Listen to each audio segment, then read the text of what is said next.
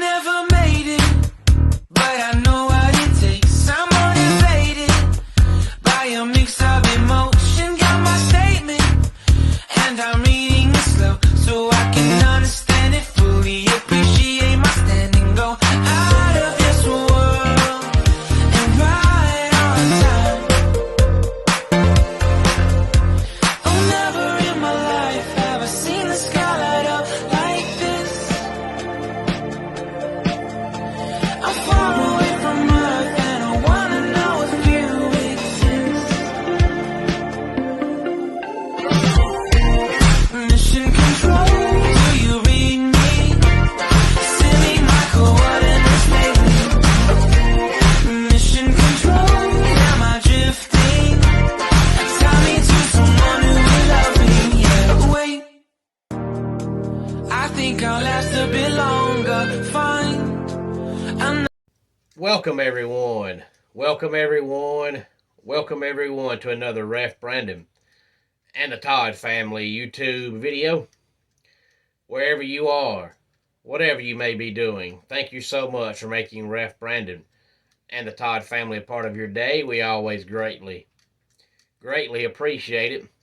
What did Saturday down south say about the Florida State Seminoles in the world of college football? I'll tell you coming up here in a couple of minutes, but first I want to go ahead and get the sad news out of the way. This happened on Wednesday.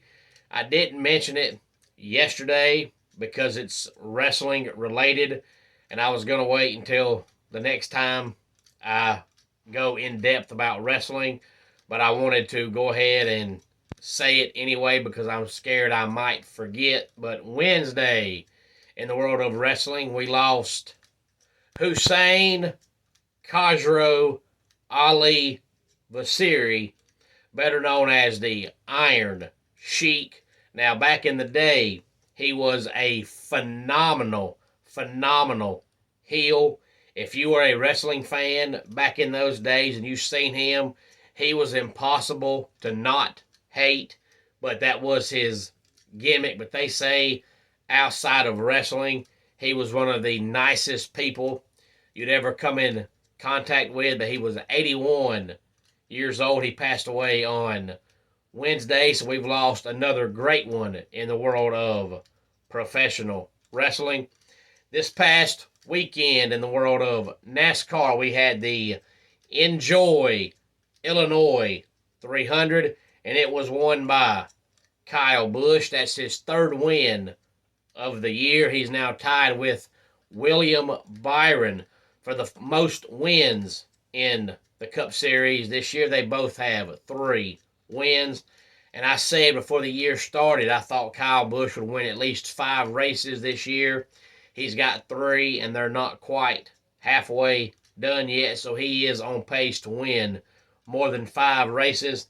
Denny Hamlin, his former teammate, comes home second, followed by Joey Logano, Kyle Larson, Martin Truex Jr. rounding out the top 5, Ryan Blaney, Daniel Suarez, William Byron, Michael McDowell, and Kevin Harvick rounded out the top 10.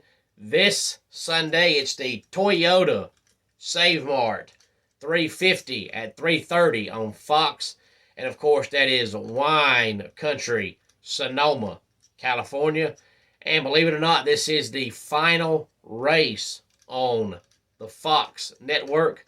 Of course, they carry the first 16, and then the NBC networks carry the last 20. So we have the final race for Fox, and of course, next weekend is Father's Day weekend, and that is the only off week of the year for the Cup Series. And then the final Sunday in the month of June, it'll move over to NBC and USA for the most part. But Ryan Blaney is currently the regular season points leader. He's passed Ross Chastain since Ross Chastain's had a couple of bad races in a row. But of course, after 26 races. The points reset, and Ryan Blaney, as of right now, will not be in first place because he only has one win, whereas Kyle Busch and William Byron have 3 wins, and we know that wins mean more. And of course, they should, because in every other sport, wins mean more. But on to today's main topic. What did Saturday down south say about Florida State? Well, I'm going to tell you. This article came out back in March, and I didn't talk about it then because I felt like that was still too far away from the college football season to really talk about it. But now that it's almost mid-June, we'll talk about it. But it was actually put out by John Gold, and it's 20 teams that Saturday down south is not sold on as we head into the 2023 college football season. Now, this doesn't necessarily mean these are going to be the top 20 teams in the country. They're just saying, in their personal opinion, these 20 teams are not going to be as good as what everybody says they're going to be. And the number one team on that list is Florida State.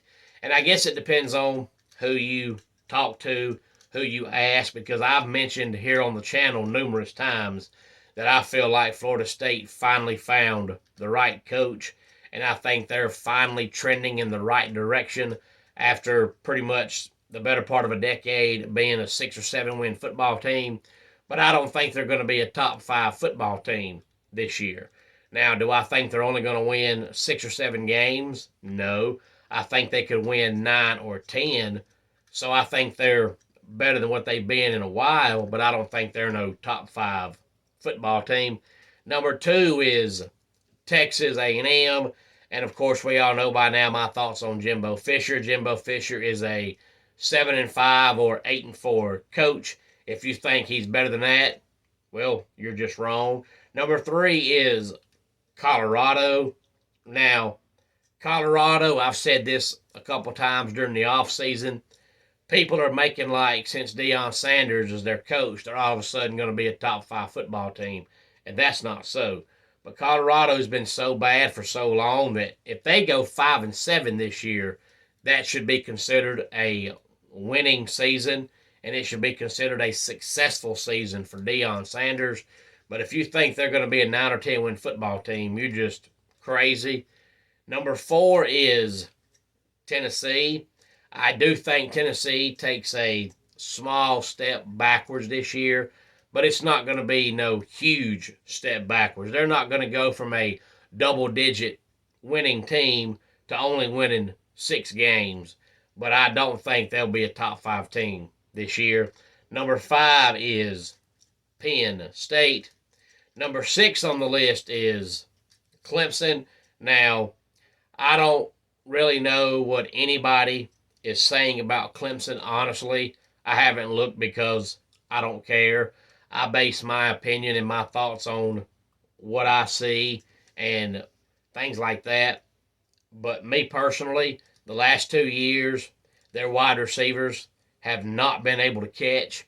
So until they fix the wide receivers' ability to catch the ball, I don't care who's calling plays. They're not going to be very successful.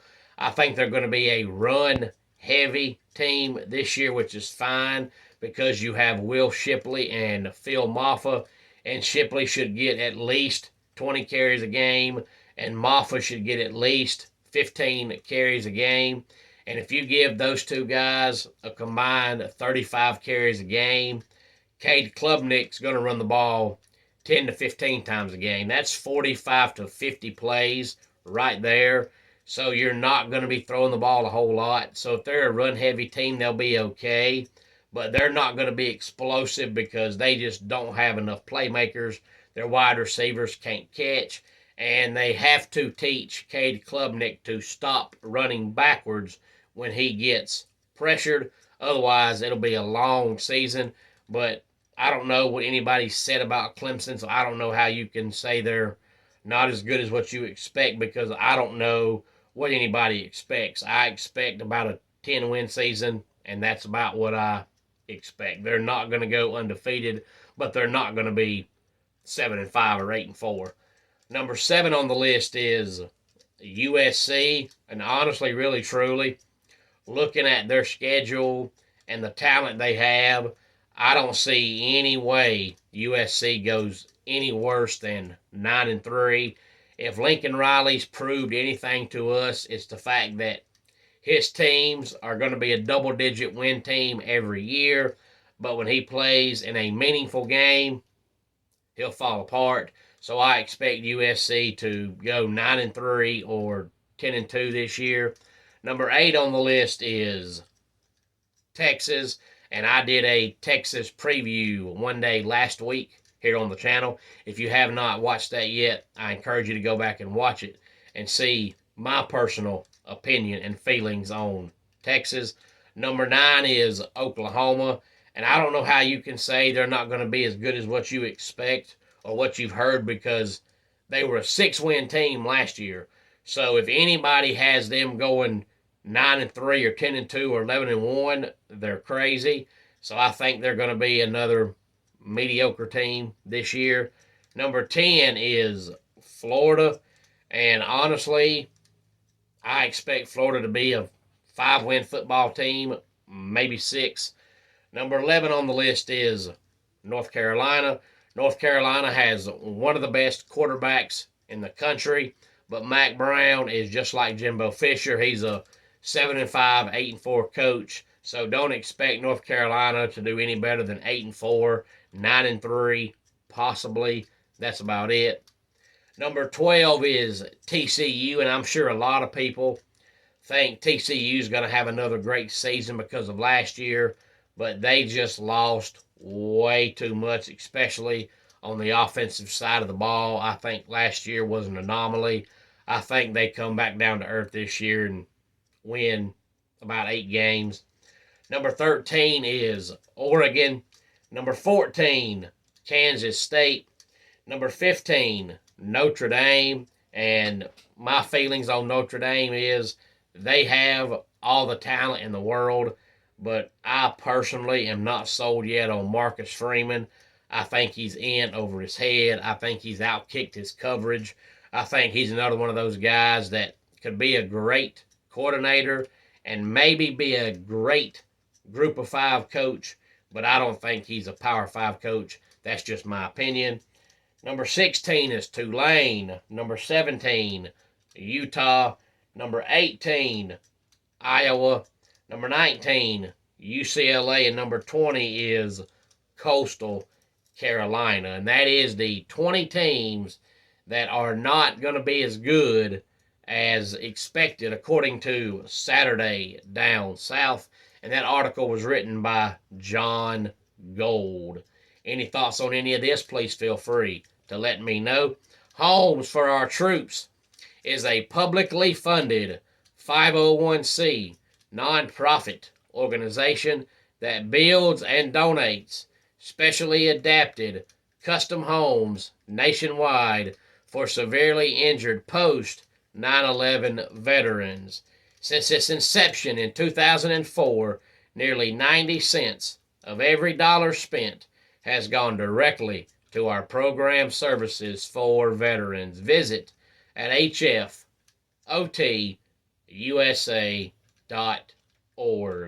Let's go ahead and get our dad joke of the day in here. How do you make an egg roll? You push it. And that does it for today's Ref Brandon and the Todd Family YouTube video. Until next time, it's Ref Brandon saying, just like in pro wrestling, life can be over by the count of 3. Tell your friends and family how much you love them. Bye.